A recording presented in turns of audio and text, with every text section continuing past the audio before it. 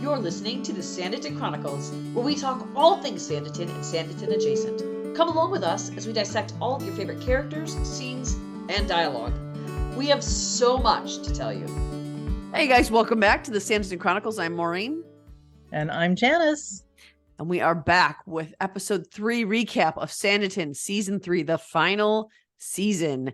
And this might have been my favorite episode so far. Really? They're only because I've loved them all so far, but the reason this might make it my favorite episode is because there were so many direct tie-ins to Pride and Prejudice. Oh, sure. Yeah. Yeah, but you're talking not every episode and every season, you're just talking about just this season.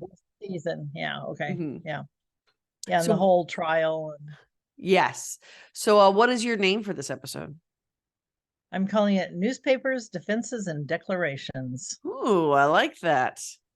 Yeah, so the filming, I should have looked up who the director of this episode was before I got on here, but the filming in this was a little different too. I know that Ollie directed 1 and 2, right? I don't know. 2 and 3. I thought it was Charles Sturridge. Then I directed. Ollie directed 2 in the first 3. I just don't remember which ones. Really? Okay, I'll have to look it up too. I don't know. But so it really struck me when I was watching it and taking notes at the opening scenes. Of course, it seems like almost every episode this time they've started with a carriage either arriving or leaving Sanditon. Mm-hmm. Right? And so this time it was Mary, Georgiana, and Charlotte, headed to London. And then you see each of our main, groups reading the newspaper and reacting to it. Mm-hmm. So, we see a lot of times that they're getting their news through the newspaper. And so the Colburns are having breakfast and Xander's reading the paper. And I love the way Leo is asking, now, what Uncle Sam does for a living is to stand up and argue. And yes. And if he doesn't do a very good job of it, Georgiana could lose her whole inheritance. Yes. And the whole time Augustus just staring into space. It just cracked me up. And then you see Lady D and Edward, and Lady D has just read the paper and sets it down and expresses concern for Georgiana. And Edward seems surprised by that. And she says, I know what it's like to be pursued by a grasping relative. Yeah. And Edward decides he has to go out and get some exercise. And then Lady Montrose, after reading the paper, despairs at their situation, and since she says that Georgiana will lose her fortune. And I love Lydia. Lydia has great lines. Mm-hmm. And she says, quite right, Mother. What is Miss Lamb suffering set beside us? And this is where her mom says in there, though, have you no respect for my poor nerves? Exactly, which Mrs. is very Bennett. Much, yeah, and Miss Bennett's not the only one, but she especially. And then Tom reads the paper, and Arthur's despairing about Miss Lamb's situation. Mm-hmm. And Tom concludes with, he's explaining why they should, why they had to stay and couldn't go and be with her. He says, plus we need to remain optimistic, Arthur. This is England. Justice is bound to prevail. Okay. No corruption in all of England. No. And there wasn't any, dominance of any anti-Black and, anti-woman stuff going on. Anyway. Now, we have a lot of listeners, actually, who live in England, who are from England, who have a lot of us have history in that area of the country. But I'm curious, I could look this up and I will later on, but this thought just popped into my head, so I'm going to ask it here. In the trial, that judge did say in England, no one will be considered a slave. Was slavery something that didn't affect England as heavily as it affected, because what I know slavery is from America's perspective, and it was everywhere.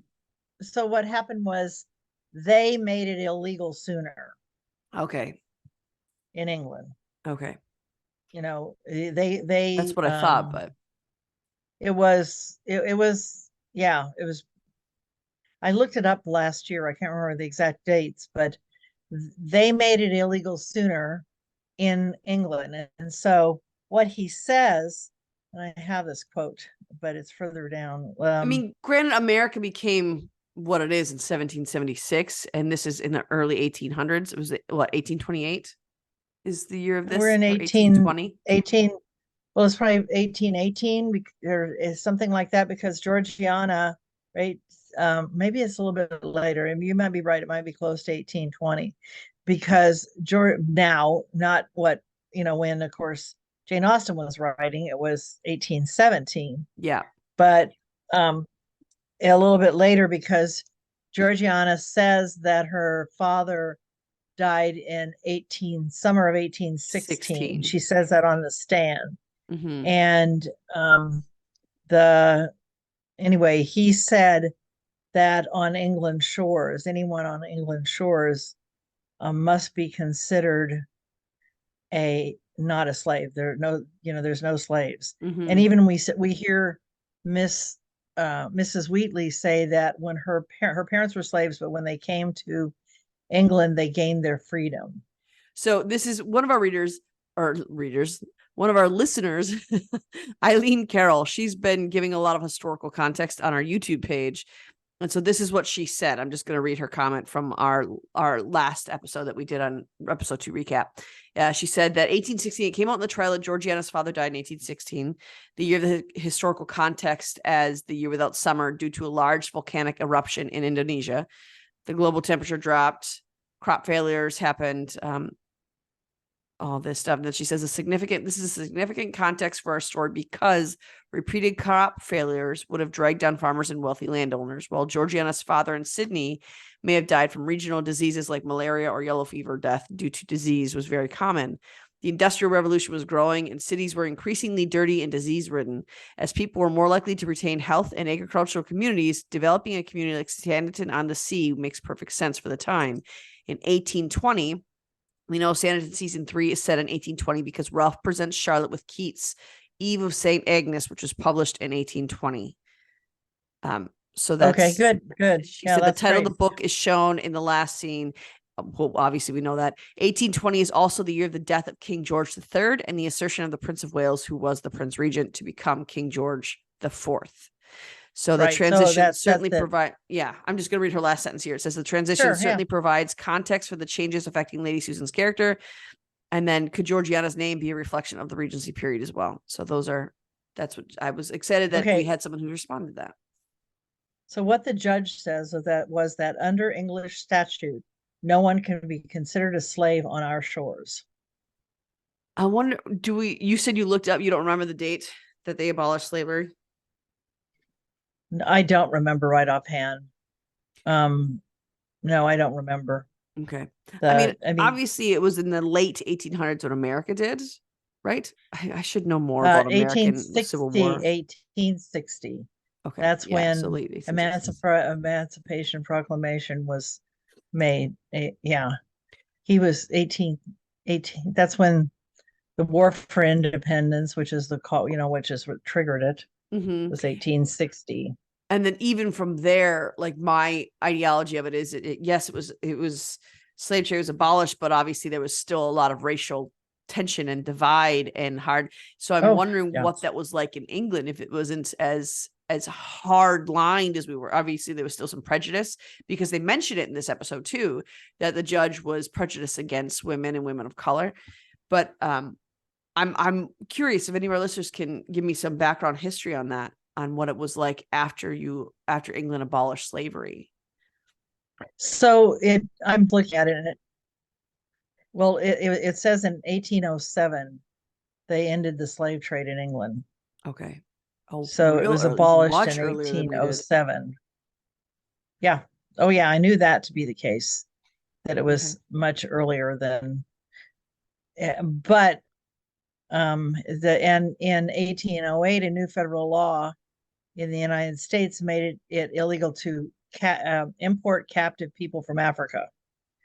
but that was a long time before you couldn't own slaves anymore, before the slaves were freed. Yeah. Okay. 52 years later. Anyway. I always think, because I know that I tend to put the context of Sanditon through my understanding of race, and my understanding is completely different than what it would have been in England and what it would have been for the people writing this show, because most of them are English. Yeah. So I've been a little more sensitive since I started this channel. So it was just interesting to me at that beginning how they were all reading the newspaper, and then we see the beginning of the court case. And when Samuel and Georgiana are walking up the courthouse steps, and he warns that she will be judged not only on her words but her behavior in court. So to not let him get to her, and she's like, I won't give him the satisfaction, basically. Yeah. And Georgiana has on this bright red dress, and if you happen to watch the show with the volume turned off, you really notice all the colors and the, that kind of stuff that's kind of background to the story. But she has this bright red dress, and then they immediately goes to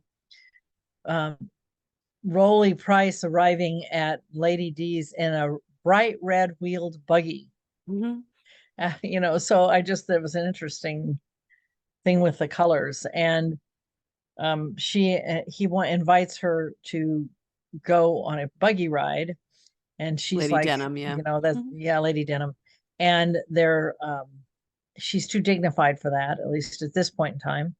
And he's wanting to know if she wants to accompany him to the shooting party at Herrick Park, and so she agrees to do that. Yeah. And so do you want to focus on like one area, like what happens in court next? Okay. So the trial begins, and Lockhart testifies and lies. Oh my gosh, it was so frustrating. Yeah. And calls Miss Lamb illegitimate. And of course, Samuel stands up and says, you can't say, how can you say that? And the judge just lets him go on.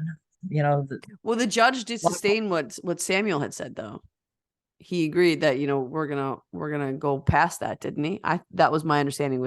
He didn't say sustain or overruled, because I think those are terms we use today. He just said move along or something like that. So he was saying move along from that topic. We're not going to discuss the illegitimacy anymore, because you can't. I wouldn't go that far. Well, that's what I took it as. Go that far, but I think he was just letting him continue, and then accuses Georgiana's mother of being a housemaid, a house slave who seduces Georgiana's father, anyway. And then making that tie to Georgiana, saying she seduced me. Oh, yeah. Oh my gosh. Yeah. And that he was only going to marry her to save her reputation. First of all, there's no way that makes your case, because if someone tries to seduce you and your claim is that it was so wrong and it was so abhorrent to you, and especially the things that you're saying to her on the stand about her, you wouldn't try to marry her to save her reputation. You would try to shine the light on how wicked she was so you wouldn't have to marry her. So it's just, there's a lot of, even in the lies that he's saying, there's a lot of things that don't line up, because he's just lying about every single answer he has, because that's his character. That's his nature. Right. And he is, and the proof he gave for Georgiana seducing him was the drawings he had made. Oh, I was so mad. Which was, it was crazy. And then, but upon cross-examination, he admits that he only met his uncle once. That was insane. He's acting like he's really close. Well, I never heard any word of a child. Well, he never heard anything. He didn't actually communicate with him. He didn't, he saw him once in his entire life. That was the other thing that didn't make sense, because that's how he starts off, as my beloved uncle who I loved, and I was involved in his life and he was in mine, and effusing poetic on how close he was to him. Yeah. You cannot be close, especially in those times. If you only saw someone once, even by letter, you wouldn't be able to be that close to them, because you've only met the man once. at no point did they see he ever corresponded with No, one. he just said how close he was, and then I only saw. So he can't. It's like he can't even keep track of the lies, and maybe that's something they were trying to highlight in that, because I mean, it made you hate Lockhart. Oh yeah, he definitely lost any respect you might have had Mhm. or affection for him. And then they call a witness who's a doctor to testify that Sydney Parker and Miss Lamb conspired to get her father to sign a false will, and that he had a weak mind, was an old man, was confused. Well, that's what the doctor And contested to, was that he was yeah, weak mind and failing, because Lockhart right. said, I imagine Sidney holding his hand as it shook and he signed his name. Like, Yeah. you were very theatrical. And then on top of that, he says that Sidney was a man of, what did he say? No It was scruples, something, I thought. yeah, no scruples, a man of, anyway, very low character. Mhm. I don't have the line right in front of me, but it was like, it was what, it was exactly what Sidney wrote about Lockhart. Charles. Yes, in the letter, it was the same thing. Mhm. And so let's see, then he so the court ends for the day. They're at the London house, and they're talking about the trial and what's going to happen when Otis arrives. I cheered. Yeah. I saw No, him that in was the great. reflection of the grass. I was like, yes. Well, and then but I have to back up just a second, because the London house, the first shot they show of it is the same shot that they used in season 1, Yeah. which was great. The next 2 shots they showed of it was it was different. They had a flag hanging out. They weren't right on the corner. Well, I didn't notice that. I didn't think they Yeah. were ever right on the corner. I always, in my memory, it was No, in between two. Maybe that's because the other images weren't, and so that's what's fresh in my head, was the other images they used that weren't of the same house. yeah, it's not the same shot of Oh. the same house. But anyway, but at least part of the interior was similar, if not the Mhm. same, Yeah, because I think as those season sets from 1. season 1 were destroyed, so I think they had to make new ones from like memory, right? If my I memory think they serves. might have actually used a house to shoot Mhm. those scenes. But so Otis arrives, and then we see Otis talking to Georgiana, and he said that he had written Sidney to offer to repay him, and his widow told him of Sidney's death. And she's like, why didn't you write me? Mhm. Well, I didn't think you'd want to hear from me. Yeah. And then he says, not a day goes by that I don't feel your absence. And she says that she thought of him. I don't know the exact words, but she thought of him. I don't know if it was every day, but frequently too. Mhm. So, And he was talking about what because they were writing all this in the paper. It was a closed court, so there weren't gawkers. But still there were people who were right, writing about these things in the paper, about everything that was being said in the trial. And that's crazy to me. They were writing every detail that Lockhart said about Georgiana in the papers for public consumption. That's mind-blowing to me. But that's what Otis was getting. So he knew of this connection between her and Charles. And I love his vulnerability when he looks at her and says, "Did you love him?" And Georgiana knows him so well, and she says, "Not in the same way that I loved you, if that's what you're asking." And I right, love that scene. And he's like a balm to her soul. And even when she's saying, "If I lose my fortune, who am I? I'm a black woman with nothing. Who am I?" And he says, "You will just become Georgiana, free to do what you like with your life, and free to marry someone who loves you for you." And you know what he was saying when he said that. And so I really hope Otis returns, even though she burned his address. I hope he returns, because she stared at it a long time before she burned it. I mean, long enough most anybody could have memorized it. That's what I was thinking when she burned it. But I think that she was doing that so that, it's an act of symbolism. Like, I'm done. But I really do hope he comes back, because it's very clear, certainly now, if people were unsure before, he did not care if she was going to lose her fortune. He knows her value because she has value, not her money giving her value. So I do hope to see his return. I really, really like their interaction. I did notice too that going by colors, that first day, you're right, she wasn't that red. I think it was the red overcoat, right? No, it had a short jacket on top and a long sort of more pinkish skirt. Okay. And then the next, when she's talking to Otis, she's got that brown skirt on with like the cream and brown top. And when she's on the stand, she's in brown, a more muted, subdued. And I almost took that to mean like after Otis, she feels more natural. She feels more like she has confidence in herself because she doesn't need to be, I almost equate it like to a bullfighter when they have the red thing just to be, you know, draw attention. She wasn't doing that with the brown coloring.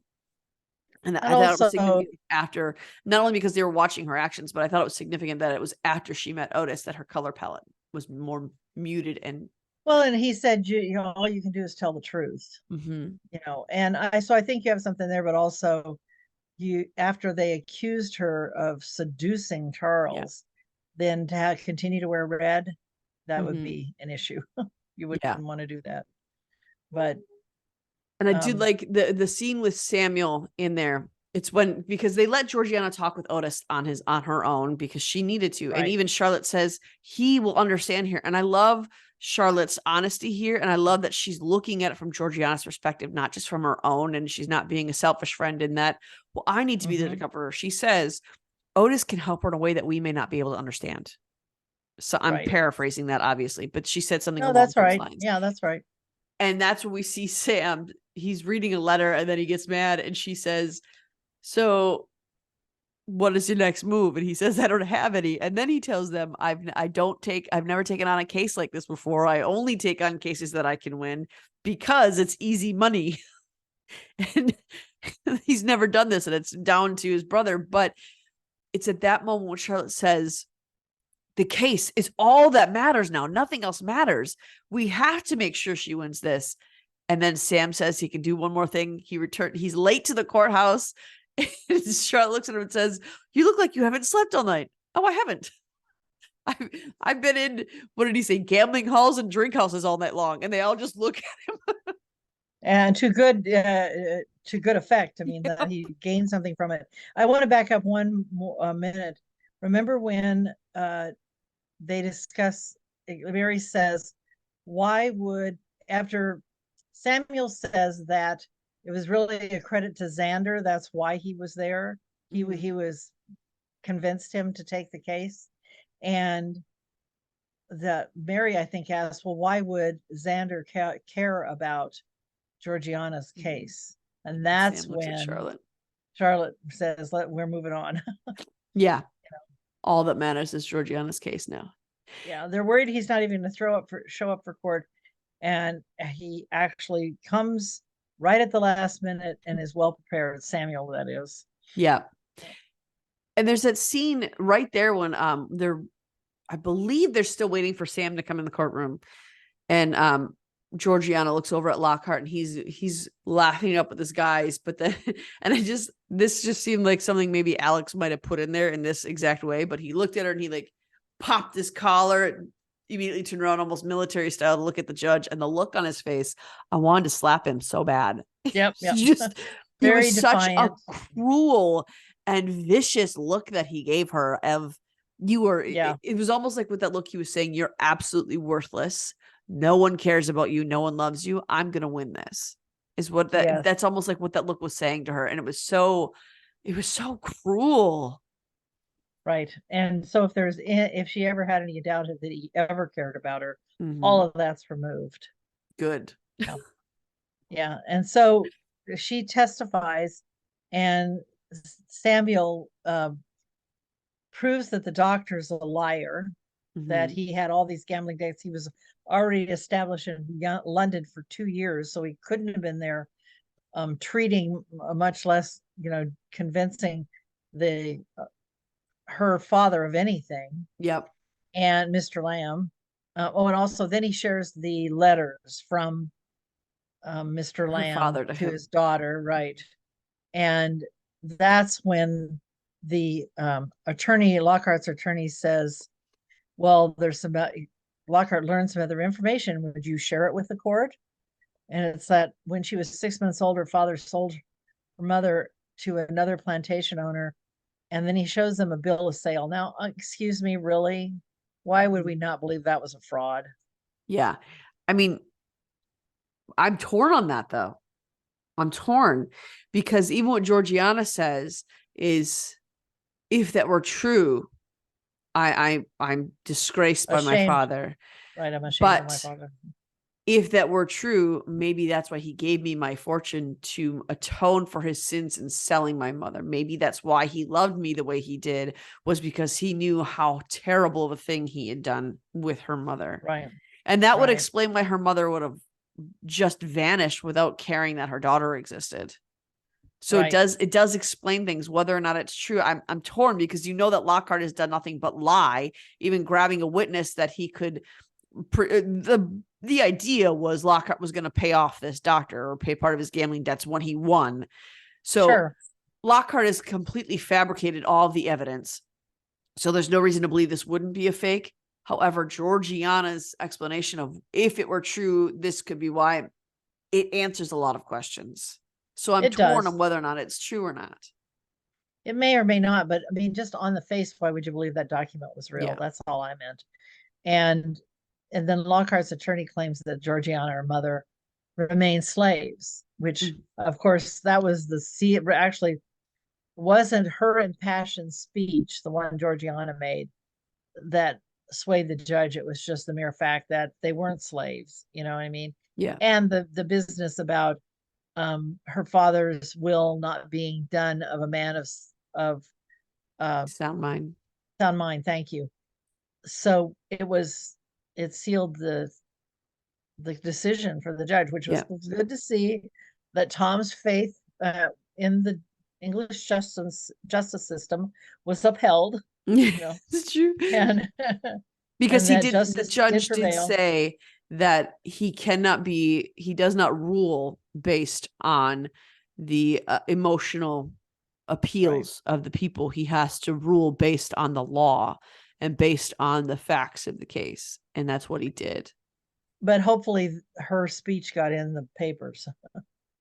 Yeah, it's interesting what you're saying, because if you go back, I don't know if you ever watched, I'm sure I brought this up before, Finding Your Roots, where they go back and look at family tree stuff, and they'll bring out articles from papers. Well, they'll say all this stuff that specific, like people get quoted in the paper today, but not in the same dramatic way. So then the next thing we see, they're in the Parker's home there in London, their house, and Mary toasts to Georgiana's win. And that's when Otis gives Georgiana his address. Yeah. And there's even, just backing up a little bit to the courthouse, you could almost see that the judge, he didn't really want to side that way, but he knew he didn't have another choice. And Lockhart's reaction to it, he's getting more and more incensed that he cannot believe that he would side with this woman, with this black woman, with this, clearly he views her as property, because that's what he mentioned that at some point in the trial, that their father only viewed her as property. Right. Well, it doesn't, even if he did, he still left her all of his fortune, so it wouldn't really matter. He wrote that's there. But he gets up and he shouts at the judge. I mean, that's going to help your case. And what I hope is that even if Georgiana's speech didn't make it in the papers, I hope that as they reported on Georgiana's reactions and they reported on what he said about her, I hope, because it seems like they want it more to be like a tabloid in the papers, right? They want that sizzle that grabs people's attention. So sure. I hope that they described in great detail how Lockhart lost and what he was, so that people are aware and people can now see that, oh, he actually was this dirtbag, so that Georgiana coming out in society, there's not going to be any confusion of her. And I know there will probably still be a stigma, because even they wrote those things about her in the beginning. So that's still going to stick in some people's heads. But at least the majority this way would be able to see her as someone who, oh, he was just a liar and a cad, and he tried to destroy her. Look at how he reacted, and look how she reacted. So right. That would be nice. And that she had a legitimate claim, and but it's interesting in in the previews for episode 4, Samuel says to Georgiana, you'll keep getting these claims until you marry. Yep. So it'll be interesting to see where that goes. And she realizes that too. And I know it might seem like we're jumping around, but I'm just trying to finish out the Georgiana storyline here. But when they go to the shooting party and Lady Susan tells her she has to do what she can to protect herself, right? Charlotte and Georgiana are heading home, and Georgiana brings that up. Lady Susan's right. Because Charlotte's telling her, you're loved, Georgiana. Otis loves you. And her realization is, but what can he do to help me? I'm better off to continue my courtship with the Duke. That's what would save me. Is and title, and then he has protection. And then Georgiana says, but it's not real. And Charlotte says that, yeah. What is real? No, Charlotte says to Georgiana, but it's not real. Yeah. With the Duke. And Georgiana says, but what is? Yeah. And that was such a sad moment. Well, it makes you think about who's she talking to? Charlotte. What's real about her relationship? It's the same. It's pretty much the same thing. And right before that, when they're still in the house in London, Charlotte tells Samuel, thanks Samuel, excuse me.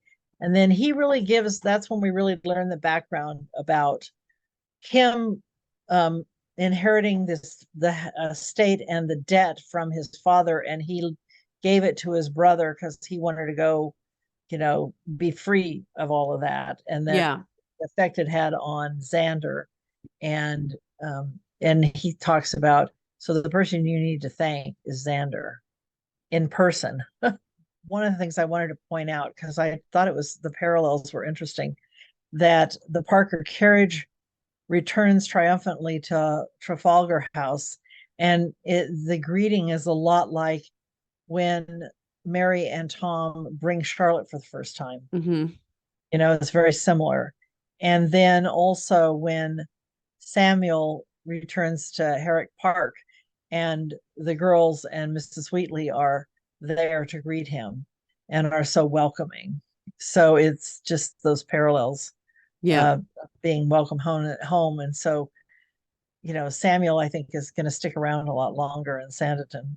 Yeah, I agree. Well, he alludes to as much, saying, because at the shooting party, he says to Lady Susan that he's asking her about her interest in Charlotte, but he says to Lady Susan that he has wronged his brother very deeply, and he's going to do what he can to make up for that. So I do think he'll stay.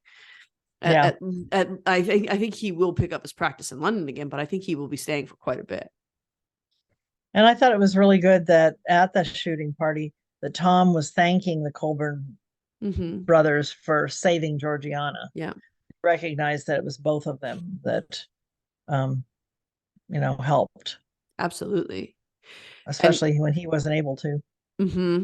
And there was that scene where, because the other parallel there is to draw is the one we talked about with Tom and Arthur at the table, where Tom is saying England will prevail, whatever.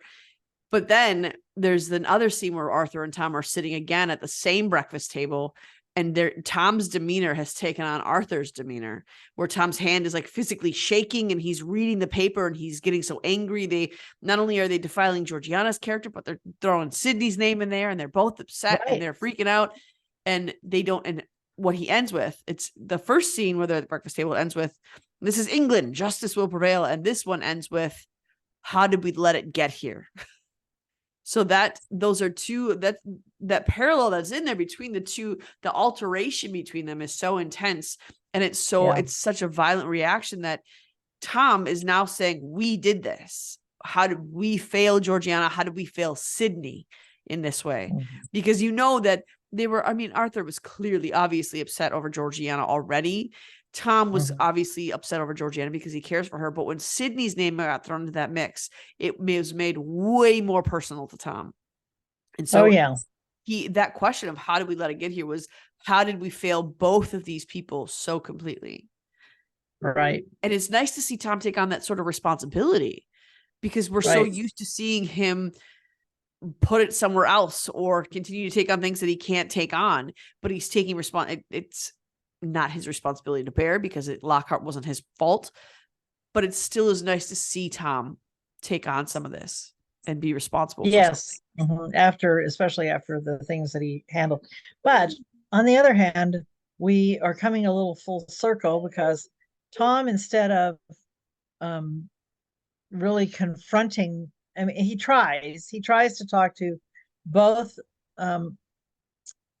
Rowley. Price, Price and Lady D about not building where they'd have to tear the homes down, but they aren't hearing it. And then, instead of more strongly standing up to them, he capitulates to the point that when Charlotte has the conversation with Xander about Xander comes up and says, I understand you're planning on telling Charlotte wasn't there. Did I say Charlotte? Mary. Yeah. Sorry. Mary and Xander were talking about the tearing that you're going to remove the last vestiges of what this village was like. The heart of by tearing that down. Yeah.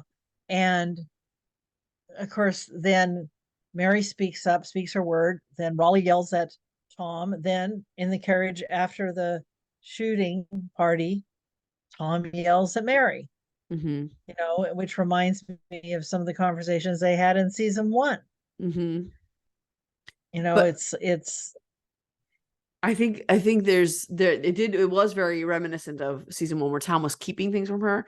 But I think the difference here is in this season, when he's talking with Rowley Price and Tom is like, well, we can't, we should find another place. We could go with my more modest version. And it's when Rowley brings up money and he says, we could increase it 5-fold. And it's Arthur who says, Tom, but what about Mary? Right. And that's when Tom is like, okay. And isn't it after that conversation he goes to Lady Denham, or is it the one where Rowley came in and just was like, yep, we'll talk about this later, I gotta go. And so he came into Trafalgar House and then left away. Is it after which conversation? No, you got a little mixed up. That conversation happened really early on. No, I know. I'm asking, which time did he go talk to Lady Denham afterwards? Was it the one where after? Yes, it was after he. I think it was before he saw the plans for the Grand Hotel. That's kind of what I thought, because it was Arthur was saying, well, what about Mary? Think of Mary. And Tom is very clearly conflicted. And then Mary hears, Tom didn't tell Mary about this because he was conflicted, because Arthur put her in his head and Tom knew that Mary would not support this. And so he was trying again, like in season 1, to keep it from her. But he was trying to do the right thing until he heard money. And then it became, well, no, this is our only option. And so when Mary is visiting Old Town to talk to those people, it's her old maid, who I wish I could remember her name. I only remember her daughter's name. I don't remember this woman's name though. But she's the one who says, John said that there was a Mr. Price who came around talking about how he was going to take down our house. And Tom and Mr. Price. Oh, I forgot that she said Tom was there. And that's what set Mary off. She's realizing again, Tom is back to keeping things from me, which means he knows it's wrong. I thought we got past this. I thought he wasn't going to make any more of these horrible decisions, but he's clearly keeping this from me because he knows how I feel about it. So she had no choice but to say what she said in front of Mr. Price, because Tom was not coming to her to tell her these things. So she had to say something. Also, we're given to believe she'd already had a conversation with Xander about it and told him what was going on. Because Xander walked up with Mr. Price. Mary was standing there with Tom. So Alexander walked up with Mr. Price at the hunting party, and he said, Mr. Price has been telling me of how you're going to do this with the houses. But I do think even if it wasn't before that conversation, after that conversation, he and Xander were allies around this. They both felt the same way. Right? Yeah, because Mary thought, you could tell that she was struggling with whether or not she should say something. And finally she says, well, I agree with Mr. Colburn. Right. I'm looking up her exact wording here because I love what she says. So many things happen at this hunting party. I mean, all these conversations, and one of my favorite pieces of it.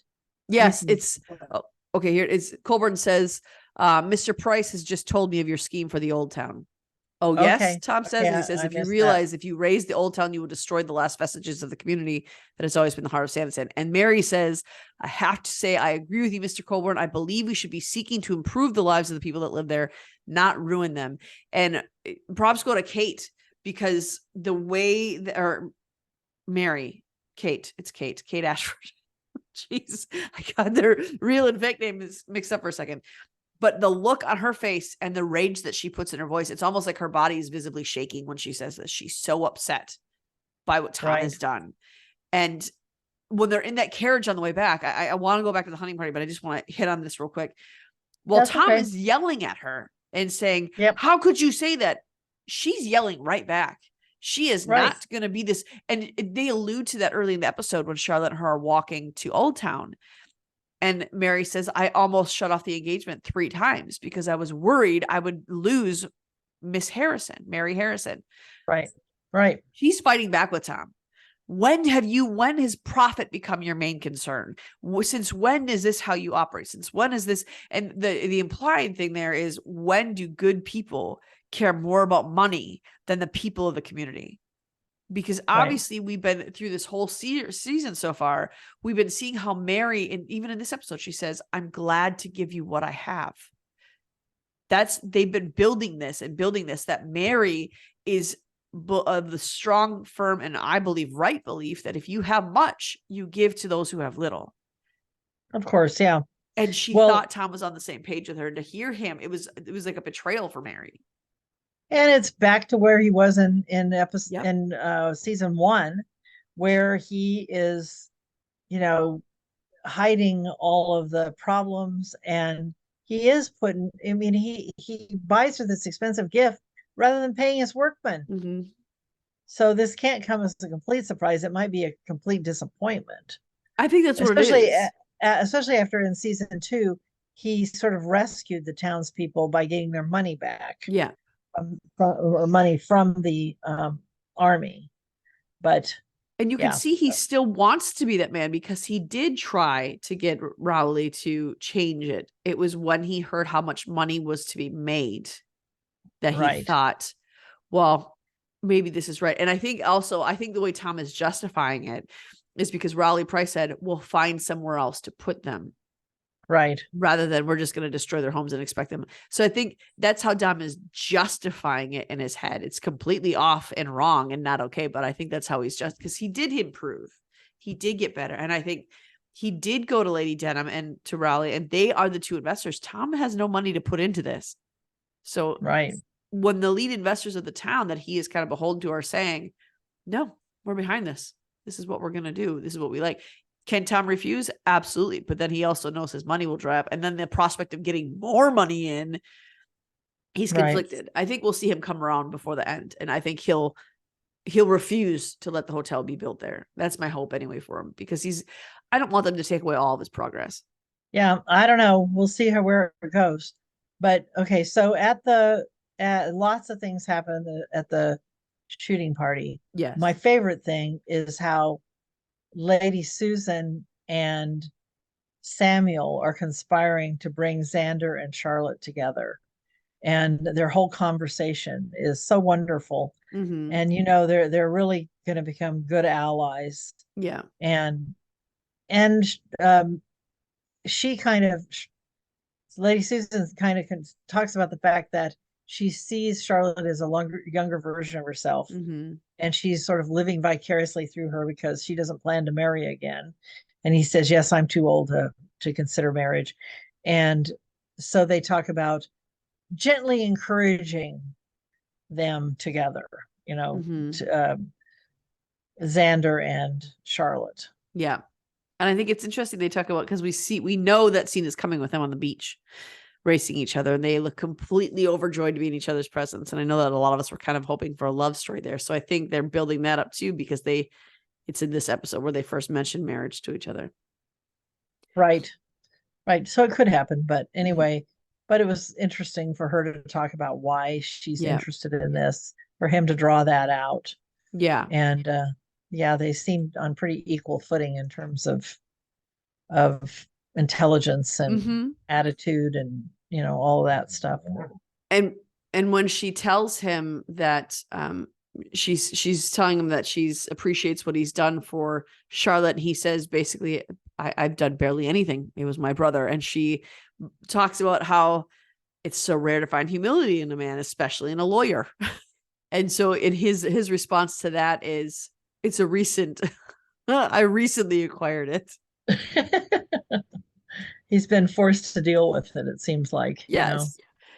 And so it seems like Charlotte really does alter the lives of the people that she's in. And so working with Georgiana and with Charlotte has made him see what real camaraderie and what real relationships and what real friendships look like. Yeah. And the fact that he's come back to Sanditon and it's so much more interesting than it was when he left. And I love the way when the party's over, the shooting party, and he's talking with Samuel's talking with Xander, and he says, just sort of out of the blue, she's quite magnificent. And he's like, what are you talking about? And he says, I'm in no doubt that you are hopelessly in love with Miss Haywood. But I like what he says first. He says, Xander, I'm a lawyer. Yeah. I know when someone is withholding the truth from me, and even more so when they're holding it from themselves. Yeah, that was a great line. I love that line. It's the only one I have committed to memory. Right. So before we get to the very last, well, is it the very last scene? I think so. Before we get to it, I think we need to back up and talk about the whole relationship between Augusta and Edward. Oh, we're going to. I want to say one more thing about this, because that line that you and I have been waiting for weeks, and we've been talking about it, is when Xander says, but she's not married yet. Lady Susan said it first to Samuel. Oh, yeah. And then Samuel repeats it That's right. Alexander. Yeah. So even that is showing that he is really receiving things from Lady Susan. He's really, that it's kind of solidifying their connection. And I love, they're in sync. Yes, I love that. But yes, Edward and Augusta. Now, this episode more than the others, I mean, they've been making me put my trust back in Edward again. They just been building it every episode. I was so determined I was going to hate him this entire season. I was determined. There is no hope for him. I'm going to despise him 100%. I hope his heart gets broken. I hope all these things. But I think in this episode, he did get a little taste of real rejection, and he got a little taste of what he deserves. And I think it's altered him in a way he didn't expect. So what happened when when Lady Denham is talking to him, when Lady Denham is just railing on him, I don't remember what she's saying, but I remember him saying, I'm not the same man I was. And he actually looks up a little bit, like he's just so frustrated he has to say it again, but he leaves to go on his walk. but he hasn't really proven anything. No. I mean, and that's what I that's what I love about. So basically, Augusta lies about what she's doing. Yeah, she's going out for exercise. She omits the part that she's going to go for a ride with Edward. And as they're riding, but it's so weird that they had him walking through that water. I don't know if there was significance to that or not, but they're walking, and I mean, they're riding, but the horses are walking. And she basically says, so what are your intentions? This is Augusta, of course. It says, what are your intentions? Because they talk about not mentioning that they're getting together at this point. And at this, he says that. And she says, well, what are your intentions? And he basically says that his intentions are good. And she says, well, prove it. And so then when they're at the shooting party, he asks if he should go try and talk to her uncle. And she says, yes, I think now is the time. So when it's announced that he is the gun of the day, that he had 13 kills, he takes that opportunity to talk to Xander, who has the opposite reaction of what Edward is hoping. And he looks past Edward a minute to his niece and says, "You're the last person in the world I would want to allow to court my niece." Mm-hmm. And Edward actually looks hurt for a minute. I think he retains that visage that for the rest of the episode, he looks hurt. Lady Denham's reaction surprised me because she almost looked hurt for Edward. And she was upset when Edward was talking to Miss Markham on the street in this episode 1. And she's been berating him ever since. But she actually looked hurt for Edward. Oh, I didn't notice that. It was when he's walking out, her mouth is actually hanging open and she's just staring after him. So I think that's the moment that she too realizes, has he changed? Because before he wouldn't be wounded leaving like this. Before he would rise up in defiance and start planning and plotting. He wouldn't have even been as direct as to go talk to Xander and ask permission. He would never have done that. Yeah. And so we're going to see his true self come out when he works behind his back. See, but even that, I thought, when he's in the church, because I feel like he's more honest with Miss Hankins than he is with anybody else. Or she is intuitive about him. Yeah, that too. But I do think that Edward says more to her than he says to other people. I think he thinks that she's safe. He can say whatever he wants to her. But when he's standing in the church, he says, Miss Hankins comes up and he says, "Miss Hankins, I was looking for Reverend Hankins." And she says, "Well, I'm a poor substitute, but I do have some knowledge in spiritual matters." And he tells her, "I originally set off just to conquer this person." And he tells that to her. And then he says, "But things have changed. And now I can't stop thinking about her." So the reason I believe that is because he outright admitted that when he started with this, it was more about something nefarious. It was to conquer her. It was to take her and take her things. And the fact that he admitted that makes me believe that the second half of what he says to her is true, that it's no longer about that he actually genuinely he thinks he has feelings for her. He can't stop thinking about it. And Miss Hankins, I love how she says it to him because she's thinking of her own situation. Exactly. And she just looks so sad when she's saying it. But she says, "Do you find yourself thinking about them constantly, thinking about the life," I'm paraphrasing, "thinking about the life that you could have with them, thinking of the life that you could build with them if you go there?" And then she quotes Matthew. She says, "By thine fruits they will be known." And so she says, regardless of the obstacles that you think about what the future could be like with them. And so, of course, this big obstacle, I mean, is he supposedly going to try and find a way to win Xander over? I think so. But he's going to continue to court the daughter, Augusta, because you see him, last thing we see him do is pick that orchid and then write a letter or maybe a poem to, it's going to be to Augusta. Yeah, we see him write Augusta. But I'm wondering if it's because Miss Hankins said in episode 2 that you need to write from your heart. And I think that's what he's going to do. I think he's finally going to be able to write from his heart because it's the first time he's accessed it.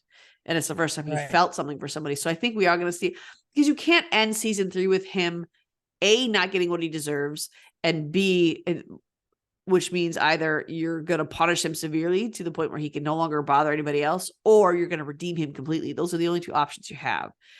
And I think that with only 3 episodes left, they've already spent half of the season rebuilding him to reform. So I think that they're going to end it that way.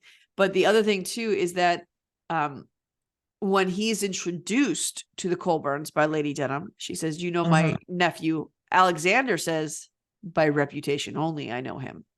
Right. So that right there is signifying, I don't know about this. But then when they're walking the hunting party, he tells him he's a good shot. And he says, "My father taught me at a young age." And then he slips in there. And of course, I improved with my time in the military. So he's trying to give him his credentials because he is aware that Colburn knows him only by his reputation, which is all bad. So I think that letter that he's writing, or the poem or whatever, I can't wait to see what it is. That's the one we saw in the preview, I assume, where Augusta finds it in the rocks with that orchid Right. Yeah, I top. think you're right. Mhm. So I think that we're going to see him. I think that might just be him saying to her, I'm not going to give up. I'm going to keep trying. And I think he's going to try to win over Alexander, because what we see in Augusta, it's that cool shot. The reason I brought up earlier, I wonder who directed this, because there's a lot of things happening at one time. And this is one of the scenes where we see Charlotte on the hilltop, and then we see Augusta at the window crying, hugging Leo, and we see Georgiana with the letter. All these things are happening at the same time, and they're flipping between. So I really liked that perspective. But Augusta's sitting at the window sobbing, and Leo comes up to comfort her. So she genuinely felt things for him. But she also understands what his character was. She believes she's seen an alteration in him, and she's the one who brought up to him, I know that your feelings changed because of my money. But he continued to come back. Yeah. So, yeah. It's, I would love it if they redeemed him, because, I love Jack Fox, but it'll be interesting to see what happens. I think they're going to have to. I don't think they can leave it. They spent too much time building up a better character. I don't think they can destroy it in 3 episodes. Well, I'm not sure it was a really better character. I mean, maybe it more so now, because he's actually trying to be honorable in the way he treats her. But, it's by talking to her uncle. Yeah. But yeah, we'll see. Certainly she can stand up to him. Yeah. And is more conscious about what she's not a 10-year-old or a 12-year-old trying to find somebody that will be nice to them. Yeah. She's more mature than that. She's been through tragedy already.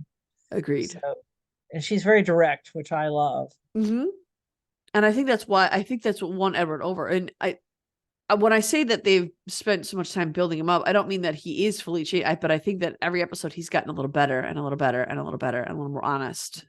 And I think that they need to continue that vein, or they need to start to destroy his character in the next episode.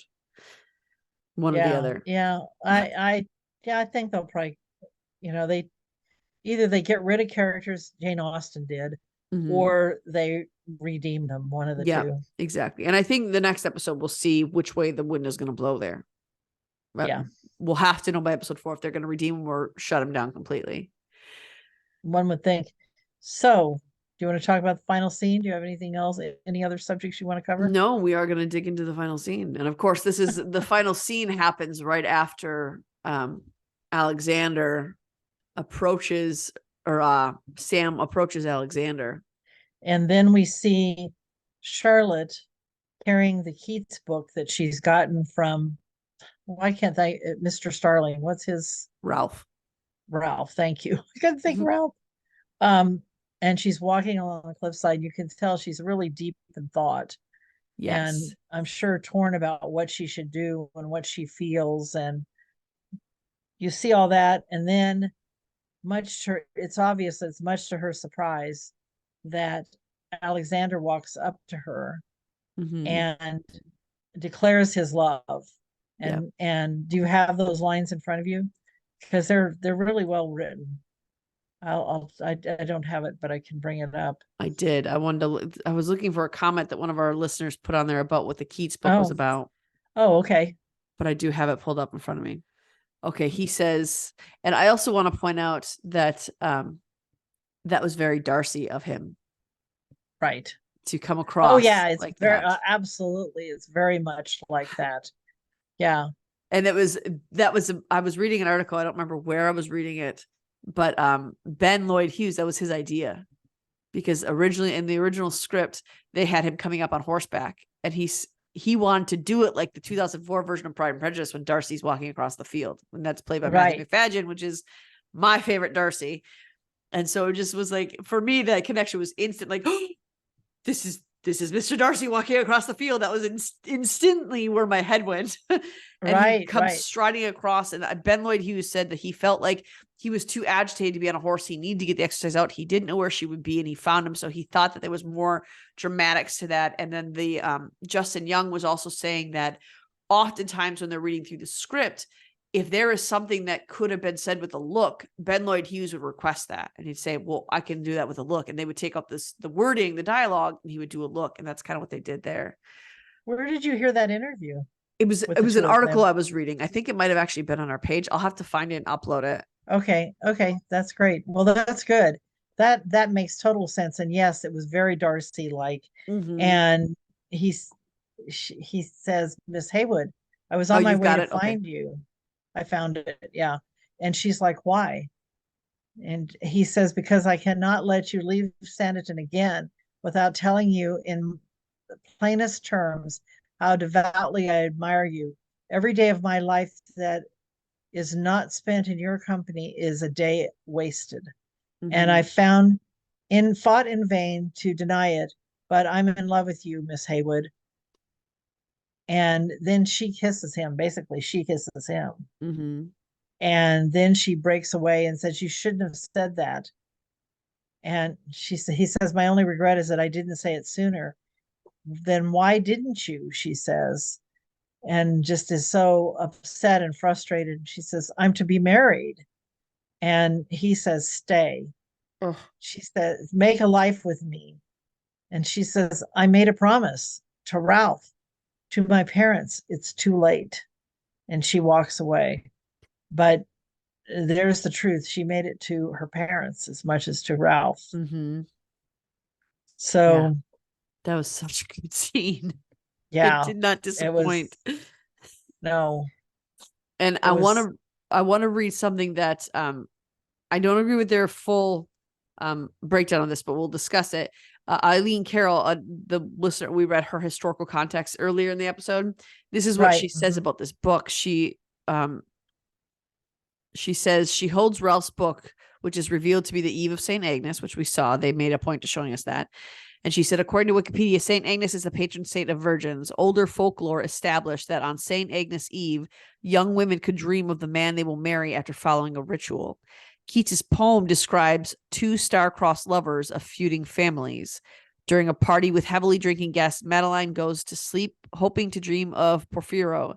When she sees him, at first she does not realize that Porphyro has snuck into her room to steal her away and past the drunken partygoers.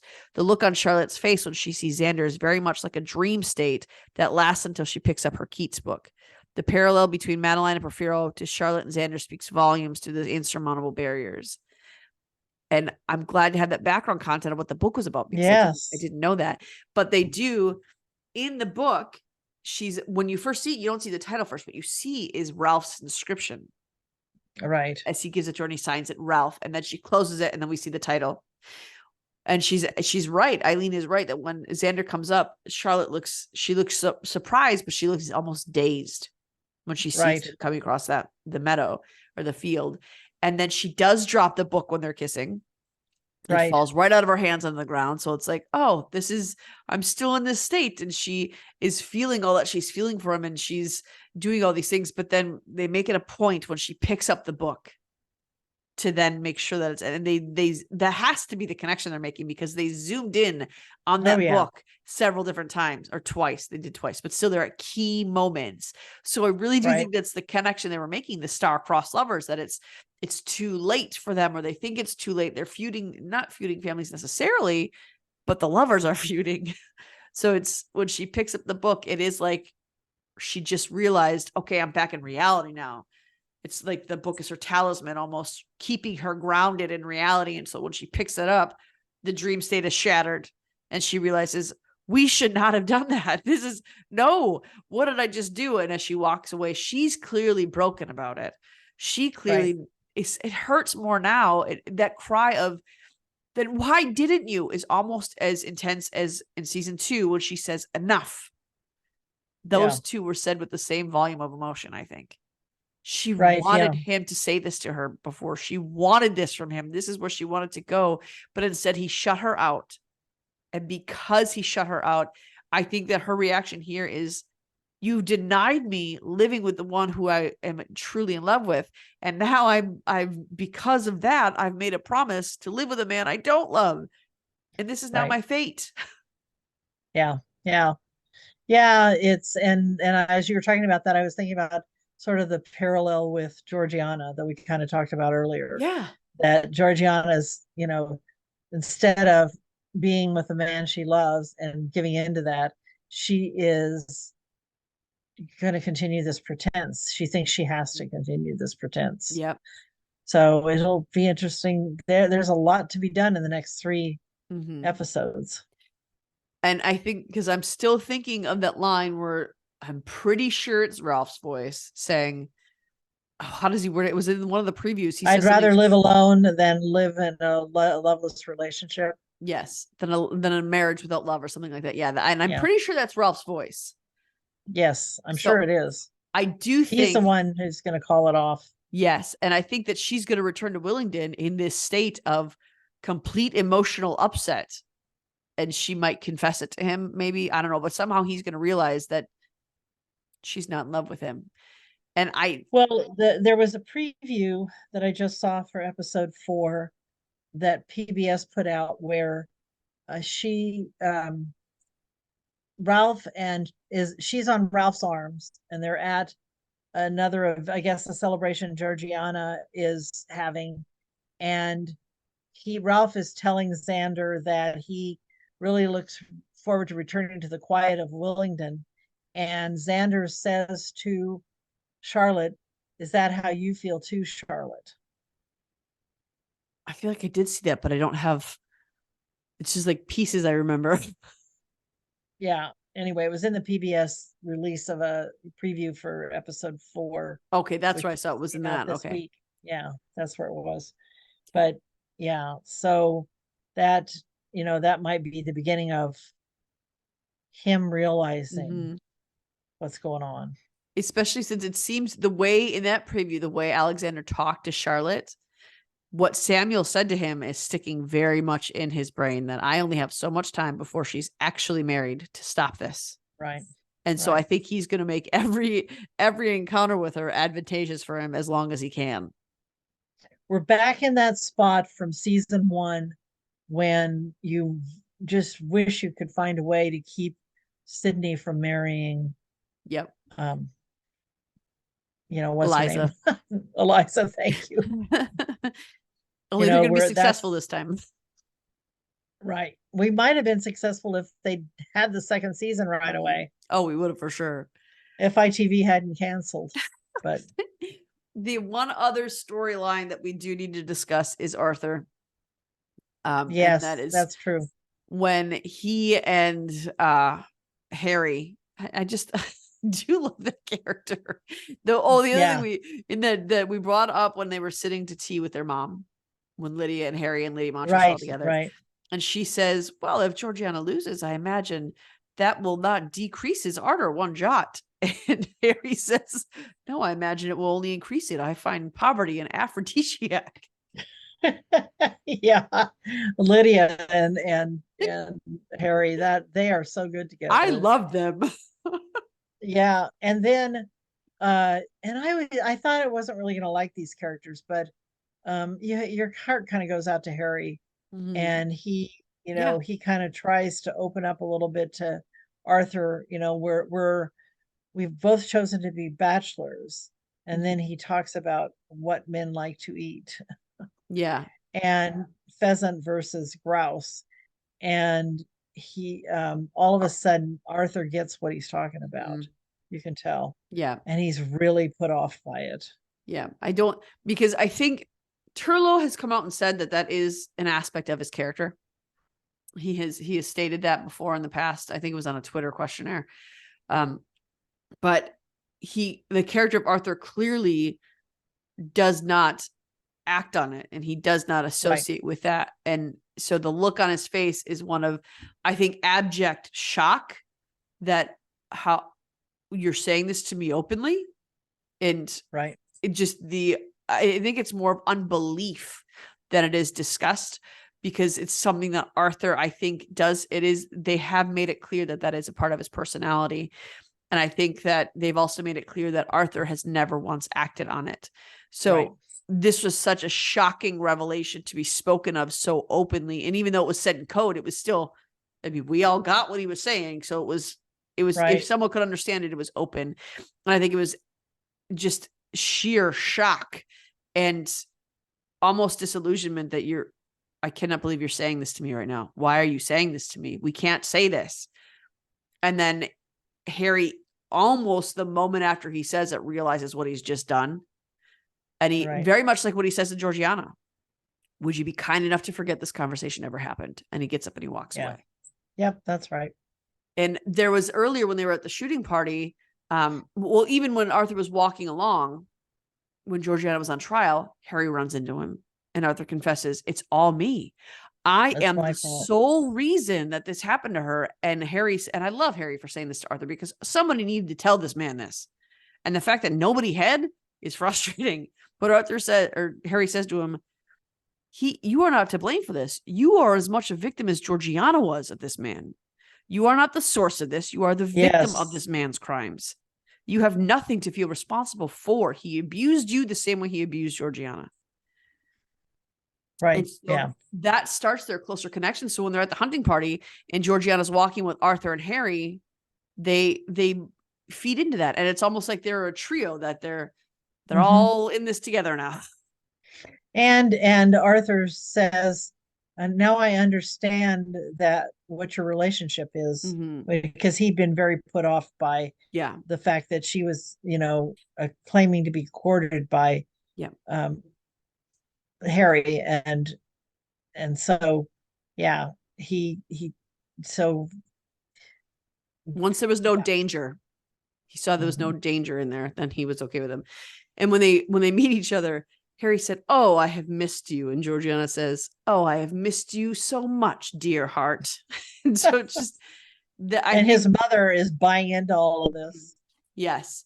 And as we're talking about this, I mean, there's not really much else to say about their relationship. That's right where it ended. This is the last time we see Arthur and Harry, is right at the conversation when he walks away, and Arthur still has this look of disbelief on his face.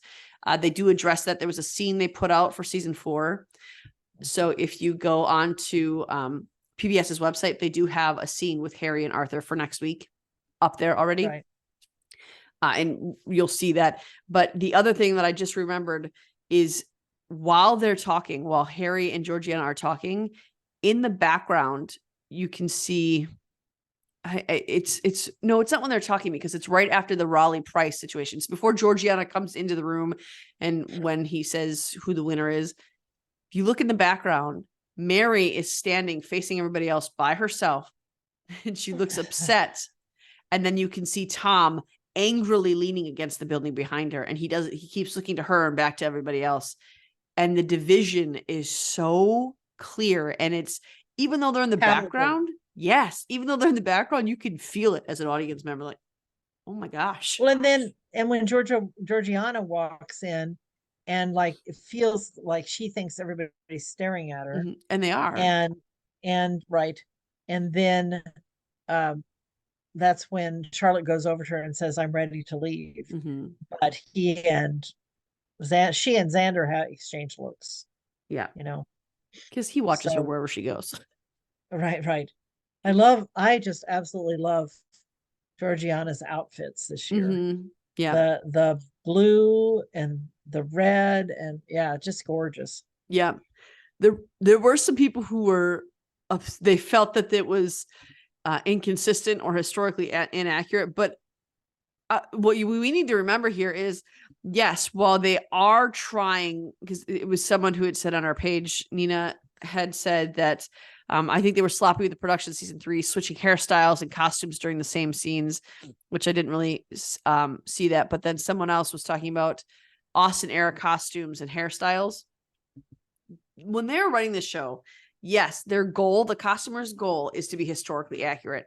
But also within that, they have to put in another layer, because the hairstyles, the clothing, the colors, and the tones play a pivotal role in the story, as you had talked about earlier, Janice, with the red dress. Right. And so they're still designing these clothes, yes, to be historically accurate, but they also need their clothes to speak. They need the hairstylists to speak. And so remember that when you're watching these things, that what may seem like an inaccuracy. Now, she said that within the same scene. I didn't see that. I didn't see in this. Yeah. Actually, I think I maybe haven't caught it, Georgiana's but- dress. What's that? Georgiana's dress was one. When Otis first comes, she's in a different dress. And then when they're talking privately, she's in a different dress. Really? I'll have to look at that again. It's that one with, because now that I'm saying this out loud, I'm realizing that's the spot it is, because she's in that, when she's talking privately with Otis, she's in that dark brown skirt. with the tan. But when he arrives, she's in like a more of a whiter color dress. That's one solid color. So I think, oh, shoot, I'll have to that's what look she's at talking it about. again. Hey guys, this is a future Marine here. I just wanted to insert this. As I go through and edit the videos, I try to find the things that we mention or we talk about.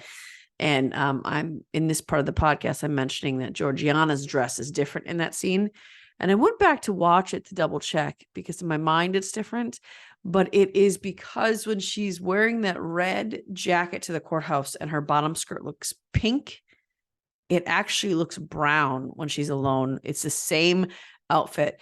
And so when she shows up to the courthouse, she's got the red outfit on, the red jacket on, and the sleeves come out. It's kind of like a cream color with like gold leaves. And then it looks like the skirt is pink. And then they show in Trafalgar House, or not Trafalgar House, in the London house where she is sitting down talking with everybody. And you see the pink tones of the skirt. You see that cream colored shirt. When she's talking alone with Otis, it's the same outfit, but the lighting is dark. And so it actually looks like her skirt is brown and it looks like her top is like a brownish gray color with the gold leaves. But if you actually look at the outfit, it is the same outfit, but the lighting alters the color as well as that red jacket made it look more pink than brown. So maybe that is some of the costume changes that we're thinking of, because in my head, I absolutely thought, no, those are two different dresses. It was a lighter color earlier in the day and it was a darker color at night. And even that, sometimes they do have day dresses and then they change for a meal. But I get in the confines of that scene, it wouldn't have been that, because it just wouldn't have been that. And there are some discrepancies in when it goes from night to day, but you find that often in TV, they're filming all day and sometimes it is a switch. So you don't fully know how long things are, but that's just how they move it along. So just want to let you guys know that on to the scheduled programming. Yeah. But the other thing to remember is that, when you're watching this, if you are one who's like, well, it's historically inaccurate, they're doing historical accuracy within the confines of getting the clothing to speak. So just remember that as you're watching this, because Sanditon has always been very good about that aspect of it. Right. Like you said, with the blues and the different color tones. Because were you reading the article where it said last year's Charlotte's character was in blues a lot and she is no longer this season? Was that you maybe I was reading that somewhere else? Oh, that sounds familiar. I can't remember the details, but yeah. We talk a lot and we read a lot of things. So yeah, exactly. But just remember that while you're watching this, that sometimes what may seem like a historical inaccuracy, there's probably a point to it. Although we do know that they messed up with Lady Susan's name. That one was crazy. The costumes are more intentional than a character's than that name. So just remember that when you're watching it. Yeah. Yeah. I mean, I think, they obviously made a big switch from season 1 to season 2 about how they're doing the costuming and the lighting in general and everything. Yeah. The other thing to point out too, with that in mind, is all of this episode, Charlotte had her hair up. But when Xander finds her on the hillside, it's down. There's a reason for that, because it's a callback to season 1. And Paula Byrne said the reason they had her hair down is they wanted to demonstrate that she was more wild and more free and young. And she had that kind of attitude. So it was a return to that attitude. So one of the things I saw on my feed last night I was looking at what do you call that? Instagram. Okay. And there was an advertisement. I just thought this is totally an aside. You know who Lucy Worsley is? That she does all this historical stuff on PBS where she talks about all these different historical figures and including, she talked a lot about Downton Abbey and the history behind that period. But she talks about, anyway, she has a new, I don't know if it's a series or just a show out called, it's on the death of Jane Austen. Ooh. And she's one that did a bit where they followed, went to all of Jane Austen's homes. She did a report. I told you about it last year. I'd have to go back and find it now. Yeah. But anyway, yeah. So Lucy Worsley on the death of Jane Austen, and the ad was for a prescription. They call it a history hit original documentary. So, but eventually it'll probably be on PBS because all of her stuff shows up on there. How do you spell her last name? Worsley. So I figure it's just something we're going to need to look into. Okay, got it. I just pulled up. Oh, yes. I know who she is. Yes, I know you do. What is the other show she's done? Not Jane Austen, but what's the other show she's done? Oh, she did one on Henry VIII. She also. Oh, I think that might be the one I've seen. You know, yeah, she's done a bunch of them. I mean, I can't even tell you all the ones she's done. Okay. But, ooh, that sounds interesting. I'm gonna have to look into that. Yeah. Okay. That's all right. what I thought when I saw it. I was like, you know how you're scrolling and I'm like, oh, wait a minute. I have to back up and look at this. See what it is. Yeah. So I think we've discussed everything we can about season 3 or episode 3. Not season 3. There's obviously more coming about season 3. thank goodness. Yeah. Yes, we have. So we've rehashed episode 3 for you, and as great a detail as we can get into. I feel like this episode set up a lot for what's coming. And I think it's going to, obviously, I think it's going to be good because I think it's all been good. But there's a lot of things that we have to look forward to coming out. It's coming to a head, and we're going to see some things start. It's been a buildup for the first 3 episodes, I feel like, and now it's at the peak. And then there's going to be the fallout from the buildup, I think, in the second half of this season. So we'll see. I'm excited for that. Come to our Facebook group, the Sanditon Chronicles Sanditon Family Fan Club, where we can discuss all these things. Our spoiler ban is up. So, but because we have a lot of different countries watching, we still need you to if you want to put a post, we'll approve it as long as it says spoilers on top. Should say spoilers for season 3. Put the episode on there if you're talking about a specific episode, and we'll approve it then. We aren't approving anything unless it says that if it is a spoiler. But if you just want to talk, post a discussion, we'd love to have a discussion with you on there. We'd love to have you be a part of this. Let us know what you think. And please do not forget to subscribe to our YouTube channel. We're still shy. I think we still need 200 more subscribers, I think, at minimum. So remember to hit that subscribe button, and on our podcast, same thing, rate us and subscribe to our channel so you can know when we have new things. Also, start giving us your ideas for what you want Janice and I to tackle next, because we have 3 more episodes of this season to talk about. Then we're going to go on to our regular character breakdown and relationship breakdown. And then that's the end of Sanditon. So we want to keep this going. So let us know what ideas you have. Janice and I have some, but let us know what ideas you'd like to see us talk about too. So we will see you next Friday with our recap for episode 4. We'll see you then. Bye, guys. Bye-bye. Are you craving more TSC content? Head on over to our social media accounts. You can find us on Twitter, Instagram, and our Facebook group, the Sanditon Chronicles Sanditon Family Fan Club. Also, check out our website, thesanditonchronicles.com. Of course, we want to hear from you. We want to know what you want to hear and what your thoughts are. Email us at the.sanditonchronicles@gmail.com. And don't forget to subscribe to our YouTube channel. Tune in every week for new episodes.